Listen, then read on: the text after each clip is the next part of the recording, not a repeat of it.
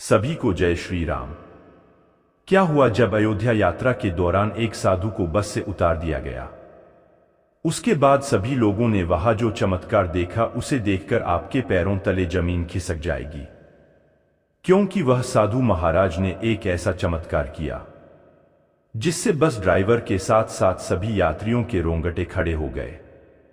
आगे बढ़ने से पहले अगर आप भी राम भक्त हैं तो वीडियो को लाइक करके कमेंट बॉक्स में जय श्री राम जरूर लिखे। ऐसा कहते हैं जब प्रभु श्री राम के मंदिर को मुगल आक्रांताओं द्वारा तोड़ा गया था, उस समय 4 संतों ने इस मंदिर की सुरक्षा के लिए अपने प्राणों का बलिदान दिया था।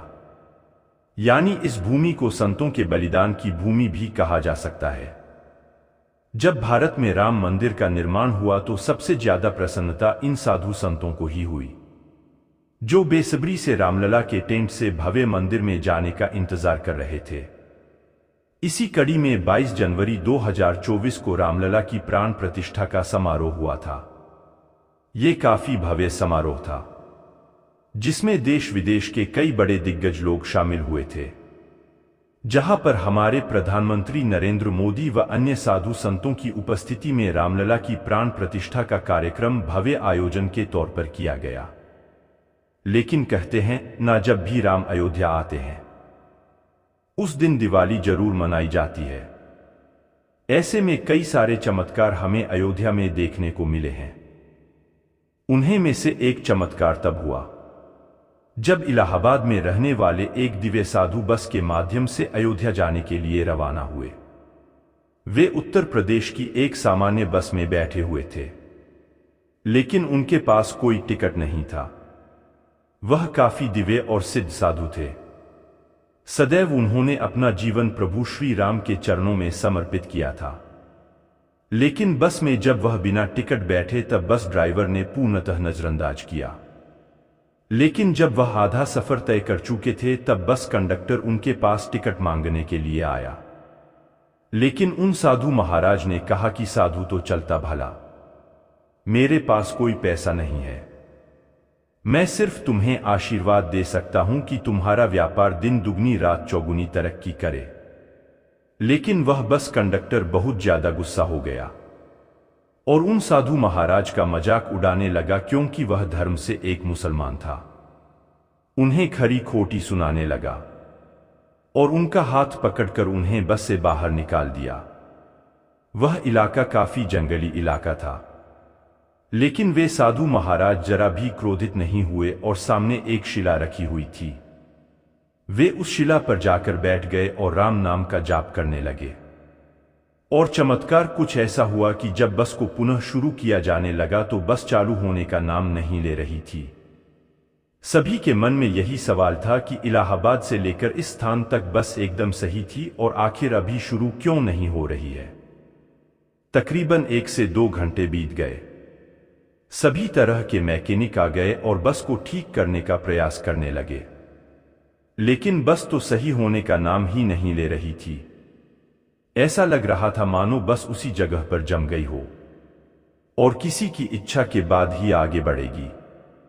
तब बस ड्राइवर, जो कि एक सनातनी था और हिंदू धर्म में मानने वाला था, उसे उन साधु महाराज का अपमान याद आया और वह समझ गया कि यह उन दिव्य साधु महाराज का ही चमत्कार है। जब से हमने उन्हें इस बस से अपमानित करके बाहर किया है, तभी से यह बस बिगड़ी है। तब उन्होंने उस मुस्लिम बस कंडक्टर को आदेश दिया कि जाओ और किसी भी तरह उन साधु महाराज से माफी मांगकर उन्हें पुनः मना कर लाओ और बस में सम्मान के साथ बिठाओ। तो वह मुस्लिम व्यक्ति इधर उधर उन साधु महाराज को ढूंढने लगा। तभी सामने की शिला पर उसे वे बैठे हुए दिखाई दिए जो राम नाम का जाप कर रहे थे। वह मुस्लिम युवक उन साधु महाराज के पैरों में गिर गया और उनसे माफी मांगने लगा कि मैंने जो गलती की है मुझे उसका एहसास हो चुका है। आप एक दिव्य साधु है, सिद्ध पुरुष है, मुझे आपके साथ ऐसा बर्ताव नहीं करना चाहिए था। उसने दिव्य साधु महाराज से क्षमा मांगी। ऐसा कहा जाता है जो भी साधु संत होते हैं उन्हें ना तो सम्मान का मोह होता है और ना ही अपमान का भय। उन्होंने उस मुस्लिम व्यक्ति को माफ कर दिया, लेकिन बस में बैठने के लिए 2 शर्तें रखी। पहली शर्त तो यह थी कि आज के बाद तुम्हारी बस में अगर कोई दिव्य साधु या सिद्ध पुरुष बैठता है तो तुम उनसे पैसे नहीं मांगोगे। और दूसरी शर्त यह थी कि यह बस अगर अब चलती है तो बीच में कहीं नहीं रुककर केवल और केवल अयोध्या ही रुकेगी। बस कंडक्टर ने उन साधु महाराज की दोनों शर्तों को स्वीकार किया और सम्मान के साथ उन्हें पुनः बस की उसी सीट पर बिठाया। और चमत्कार कुछ ऐसा हुआ कि जैसे ही साधु महाराज बस के अंदर बैठे पुनः बस स्टार्ट हो गई और सभी लोग पुनः अयोध्या के लिए रवाना हो गए। सभी लोग उन साधु महाराज के चरणों में गिरकर उनसे आशीर्वाद ले रहे थे, क्योंकि सब समझ चुके थे कि यह कोई साधारण साधु महाराज नहीं है। इसके बाद वे सभी लोग कुछ घंटे में अयोध्या पहुंच गए और प्राण प्रतिष्ठा के समारोह को अपनी आंखों से उन्होंने देखा। दोस्तों, कई दिव्य साधु महाराज संत देश के अलग अलग हिस्सों से अयोध्या पहुंचे, क्योंकि उनके भी पूर्वजों ने इसी अयोध्या राम मंदिर निर्माण के लिए अपने प्राणों का बलिदान दिया था। कई ऐसे कार्य सेवक हुए हैं जिनकी उम्र मात्र 23 से 24 वर्ष थी, लेकिन जब बात आई राम मंदिर के खातिर सीने पर गोली खाने की तो खुशी खुशी आगे हो गए और भव्य राम मंदिर के निर्माण के लिए अपने प्राणों का बलिदान दे दिया। आज यह हमारा सौभाग्य है कि हम राम मंदिर को बनता हुआ अपनी आंखों से देख रहे हैं, इस पल को जी रहे हैं और आने वाले समय में राम मंदिर जा भी सकते हैं। लेकिन यह जो राम मंदिर का निर्माण हुआ है उन कार सेवकों के बलिदान का और उन दिव्य साधु संतों के बलिदान का प्रतीक माना जाता है।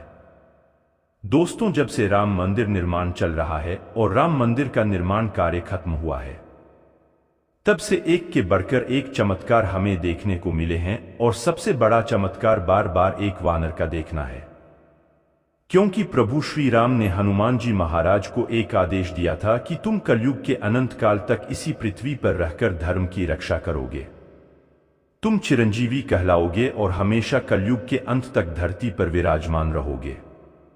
ऐसा कहते हैं जब भी राम चर्चा होती है तब हनुमान जी वहां पर जरूर मौजूद होते हैं। और जब इतने बड़े भव्य मंदिर का निर्माण हुआ है तो सीधी सी बात है वहां पर भी हनुमान जी महाराज जरूर मौजूद होंगे। प्रभु श्री राम को प्रतिदिन नए नए वस्त्र बनाए जाते हैं और इन वस्त्रों को खास फैशन डिजाइनर से बनवाया जाता है। लेकिन सवाल यह था कि प्राण प्रतिष्ठा के दिन प्रभु श्री राम को कैसे वस्त्र पहनाए जाए। तो उस समय वस्त्र बनाने वाले वस्त्रकार ने प्रभु श्री राम का स्मरण करना शुरू किया तो उसे 3 अलग अलग प्रकार के वस्त्र बनाने की प्रेरणा मिली। लेकिन सभी लोगों के मन में यह सवाल था कि आखिर इन 3 वस्त्रों में से कौन से वस्त्र प्रभु श्री राम को पहनाया जाए, क्योंकि तीनों ही अति सुंदर और लाजवाब थे। तब उन्होंने एक निर्णय लिया कि रात्रि के समय इन तीनों वस्त्रों को हम प्रभु श्री राम के सामने रख देंगे। सुबह तक जरूर कोई ऐसा संकेत मिलेगा या स्वप्न में कोई संकेत प्राप्त होगा जिससे हम यह समझ जाएंगे कि प्रभु श्री राम को कौन से वस्त्र पसंद है। लेकिन उस घड़ी के केवल 1 घंटे के बाद ही अचानक उन तीनों में से एक वस्त्र रामलला के पास रखा हुआ दिखाई दिया। लेकिन सवाल यह था कि आखिर वह वस्त्र आगे कैसे आया। तब सभी लोगों ने जब सीसीटीवी देखा तब पाया कि एक वानर वहां पर आया और तीनों में से एक वस्त्र उठाकर चुपचाप उसने रामलला के पैरों में रख दिया। सभी लोग कमरे में ऐसा चमत्कार देखकर दंग हो गए। वह मूर्तिकार और जिसने प्रभु श्री राम की मूर्ति को बनाया है उनका नाम अरुण योगीराज है। उन्होंने भी एक ऐसा ही चमत्कार हमारे साथ साझा किया। उनका कहना था कि हमें इस मूर्ति को बनाने के लिए 6 माह का समय लगा और हम कार्यशाला में रोजाना मूर्ति बनाने का काम करते थे, लेकिन रोजाना एक चमत्कार होता था। एक बंदर रोजाना मूर्ति का काम देखने आता था कि आखिर मूर्ति का काम कितना संपूर्ण हुआ है। और जब हम उस बंदर से परेशान होने लगे तो हमने हमारी कार्यशाला को चारों तरफ से कवर करवा दिया। फिर वह बंदर अचानक जोर जोर से कार्यशाला का दरवाजा पीटने लगा। तब हमें मजबूरन दरवाजा खोलना ही पड़ा। उसने किसी को नुकसान नहीं पहुंचा। पुनः मूर्ति के दर्शन किए, काम को देखा और वापस चला गया। ऐसा 6 महीने में हमें रोजाना देखने को मिला है। ये चमत्कार सामान्य नहीं हो सकता। हम उस वानर को साक्षात हनुमान जी का ही रूप मानते हैं। क्योंकि जहां भी प्रभु श्री राम का कार्य होता है या राम चर्चा होती है, वह साक्षात हमारे हनुमान जी जरूर उपस्थित होते हैं। 22 जनवरी का जो दिन हमें देखने को मिले वह इतिहास में हमेशा हमेशा के लिए अमर हो गया, क्योंकि ऐसा दिन न तो आया था और न कभी भविष्य में आ पाएगा। हम इतने खुश नसीब है कि हम इस पल को अपनी आंखों से देख पाए, लेकिन यह उन सभी कारसेवकों की आत्मा के लिए बड़ी शांति है, जिन्होंने अपना तन मन धन सब कुछ न्यौछावर कर दिया इस राम मंदिर के लिए। हम दिल से आशा करते हैं आज की वीडियो आपको पसंद आई होगी। लाइक जरूर करें। अगर आपके साथ भी ऐसी कुछ चमत्कारी घटना हुई है तो नीचे कमेंट बॉक्स में लिखें। हम उसे अपने चैनल के माध्यम से दर्शकों को बताने का प्रयास करेंगे। और इस चैनल को सब्सक्राइब कर ले, ताकि आपको हमेशा ऐसी सत्य चमत्कारी घटनाएं देखने को मिलती रहे। अभी के लिए सभी को हर हर महादेव।